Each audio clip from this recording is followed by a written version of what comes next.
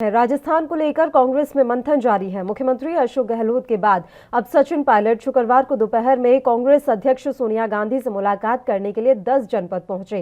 राजस्थान कांग्रेस में लंबे समय से चल रहे राजनीतिक गतिरोध को खत्म करने के लिए कांग्रेस शीर्ष नेतृत्व अब पूरी तरह से सक्रिय होता हुआ नजर आ रहा है। गहलोत और पायलट के बीच सुलह समझौता में किसी तरह की देरी नहीं करना चाहता। मुख्यमंत्री अशोक गहलोत ने 2 दिन दिल्ली में रहकर कांग्रेस अध्यक्ष सोनिया गांधी से लेकर पार्टी महासचिव प्रियंका गांधी और संगठन महासचिव केसी वेणुगोपाल से मुलाकात की थी। इसके अलावा छत्तीसगढ़ के मुख्यमंत्री भूपेश बघेल कांग्रेस अध्यक्ष सोनिया गांधी से मिलने पहुंचे। बताया जा रहा है कि इस दौरान वो राजस्थान और यूपी विधानसभा चुनावों पर चर्चा कर सकते हैं। आपको बता दें कि कांग्रेस ने मुख्यमंत्री भूपेश बघेल को उत्तर प्रदेश चुनाव में पार्टी का वरिष्ठ पर्यवेक्षक नियुक्त किया है। ऐसे में उनके पास संगठन और पार्टी की चुनावी मशीनरी से समन्वय की बड़ी जिम्मेदारी है।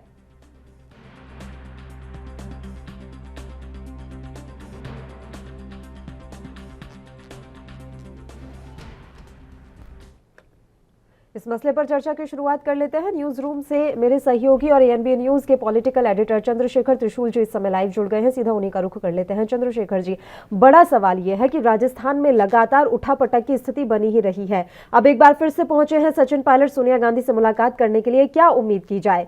उनकी जो समस्याएं हैं उनका समाधान अब निकल जाएगा? वो जो मांगे कर रहे थे, क्या उन मांगों पर अब काम पूरा हो जाएगा? सचिन पायलट ने अपनी जगह बनाई है वो बड़ी महत्वपूर्ण है, और उस जगह में जो इंतज़ार सचिन पायलट ने किया, लगातार जिस तरह बीजेपी में उनके जाने की बातें उठती रहीं, लगातार बीजेपी के प्रमुख नेता ट्वीट करते रहे, लेकिन आप पूरे 3 साल के इस कार्यकाल को देखेंगे तो इस 3 साल के कार्यकाल में 8 उपचुनाव हुए, जहां मात्र एक चुनाव में राजसमंद में जो कि किरण माहेश्वरी की जो पुत्री हैं वो जीती है। बाकी 7 उपचुनाव में कांग्रेस पूरी तरह से हावी रही और राजस्थान में जीती है। अब कहीं ना कहीं ऐसा लगता है कि एंटी इनकम्बेंसी नहीं है, और एक जो नया जो सचिन पायलट ने बयान दिया है, ट्रेंड तोड़ने की बात कर रहे हैं कि ट्रेंड टूटेगा इस बार, और एक बार कांग्रेस एक बार बीजेपी, ऐसा नहीं होगा, इस बार शायद दोनों बार कांग्रेस रहे।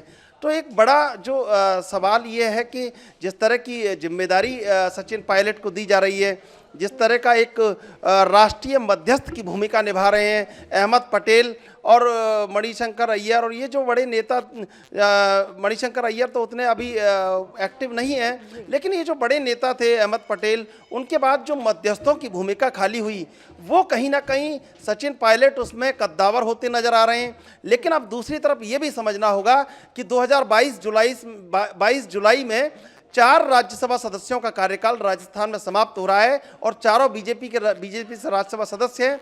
अब ऐसे में जिम्मेदारी यह है कि पंजाब में हरीश चौधरी जो कि सिपह सालार हैं अशोक गहलोत के, वो प्रभारी बनाए गए हैं, और दूसरी तरफ रघु शर्मा गुजरात में प्रभारी बनाए गए हैं। तो अशोक गहलोत का कद जो है वो कहीं कम नहीं है। निश्चित रूप से अशोक गहलोत किसी बड़े कहीं समझौते की ओर अग्रसर है।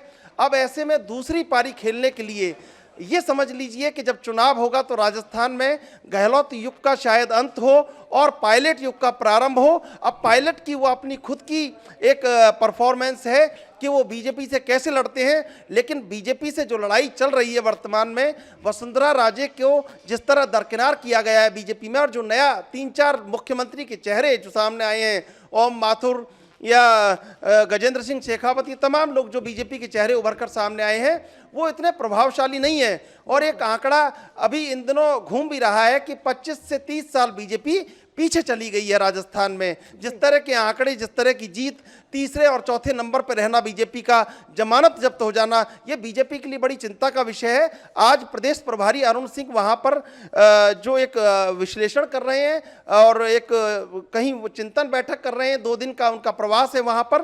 तो ये निष्कर्ष निकालने की कोशिश की जाएगी कि आखिर कैसे जो एक नया नेतृत्व उभारने की कोशिश की गई थी, अगर उसको और सचिन पायलट को कंपेयर करते हैं, सचिन पायलट कांग्रेस में केवल एक व्यक्ति हैं जो मुख्यमंत्री पद के दावेदार हैं, लेकिन अगर बीजेपी में देखेंगे तो बीजेपी में 4 से 5 लोग हैं जो मुख्यमंत्री पद के दावेदार हैं। अब ऐसे में जिस तरह उपचुनाव जीती है अभी कांग्रेस 2, दो जगह बल्लभ नगर और धरियावद, तो वहां पर अब सचिन पायलट को लगता है कि एंटी इनकम्बेंसी नहीं है, परफॉर्मेंस के आधार पर, युवा चेहरे के आधार पर कहीं ना कहीं इस बार बाजी मार लेंगे। और अगर बाजी मार लेते हैं, बहुमत कांग्रेस को प्राप्त होता है, तो फिर निश्चित रूप से सचिन पायलट 5 साल के लिए निर्विवाद मुख्यमंत्री हैं और उनके पायलट युग का प्रारंभ हो जाएगा। फिर ये पारी लगातार नए चेहरों के साथ बीजेपी में कौन होगा चलती रहेगी, लेकिन अब उन्हें ये भरोसा हो गया है कि नया युग 2 साल बाद आएगा जब चुनाव होंगे, उससे पहले समझौता करना होगा और वो शायद इस समझौते के लिए तैयार हो चुके हैं।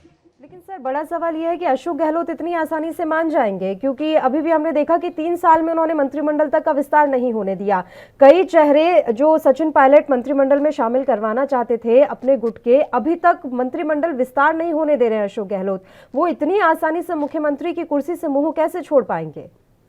पल्लवी, हम यहाँ पे ये कह सकते हैं, और ये शायद बहुत दिन से ये बात चल रही थी, लेकिन आने वाले दिनों में ये बात सामने आ सकती है कि कांग्रेस के नए राष्ट्रीय अध्यक्ष अशोक गहलोत भी हो सकते हैं। और इसमें अब कोई, जिस तरह उन्होंने अपने सिपहसालारों को राष्ट्रीय स्तर पर जिम्मेदारी दी है, तो कहीं ना कहीं वो राष्ट्रीय भूमिका में अब लौटते नजर आ रहे हैं।